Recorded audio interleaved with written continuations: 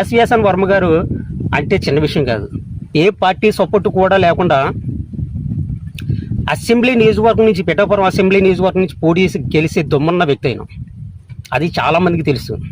ఎందుకంటే 2014 అసెంబ్లీ ఎన్నికల్లో టీడీపీ తరపున కాకుండా ఆయన ఇండిపెండెంట్గా పోటీ చేసి ఆయన గెలుచుకున్న ఓట్లు ఎంత తెలుసా మీకు? 97,511 ఓట్లు ఆయన గెలుపొందడం జరిగింది. ఇంచుమించు 57% వరకు ఇండిపెండెంట్గా పోటీ చేసి గెలుచుకోవడం జరిగింది. అయితే అదే టైంలో వైఎస్ఆర్ పార్టీ తరఫున పోటీ చేసినటువంటి పెండెం దొరబాబు గారికి 50,431 ఓట్లు రావడం జరిగింది. అంటే ఇంచుమించు 30% వరకు ఓట్లు రావడం జరిగింది. అలాగే టీడీపీ తరఫున పోటీ చేసినటువంటి వ్యక్తికి 15,299 ఓట్లు రావడం జరిగింది. చూడండి, అంటే టీడీపీకి 15,299 ఓట్లు, కానీ ఇండిపెండెంట్గా పోటీ చేసినటువంటి ఎస్విఎస్ఎన్ వర్మ గారికి 97,511 ఓట్లు రావడం జరిగింది. చూడండి, 15,000 ఎక్కడ, 97,000 ఎక్కడ. ఇండిపెండెంట్గా పోటీ చేసిన వ్యక్తికి 97,511 ఓట్లు వచ్చినాయి.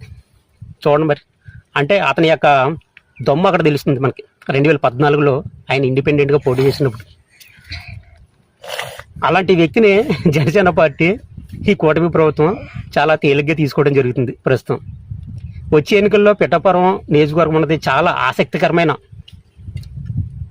నియోజకవర్గంగా మారబోతుంది.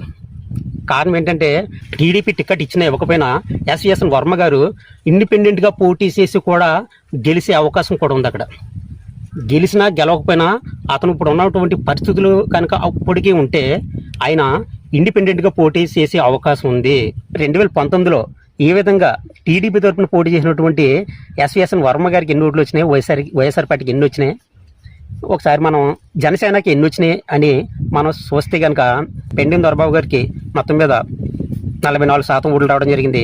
టీడీపీకి 36% రావడం జరిగింది. జనసేన పార్టీకి 15% రావడం జరిగింది. అంటే జనసేన పార్టీ సింగిల్గా పోటీ చేస్తే అక్కడ పరిస్థితి ఏ విధంగా ఉంటుందన్నదే 2019 ఒక ఉదాహరణ. దీన్ని బట్టి మీకు ఏమర్థమవుతుంది? సింగిల్గా పోటీ చేస్తే డెఫినెట్గా వైఎస్ఆర్ పార్టీ విన్ అవుతుంది. అంటే సింగిల్గా పోటీ చేస్తే జనసేన పార్టీకి ఎన్ని వచ్చినాయి ఓట్లు? 28,000 ఓట్లు వచ్చినాయి 2019లో పిఠాపురం నియోజకవర్గంలో. ఓకే, అర్థమవుతుందా?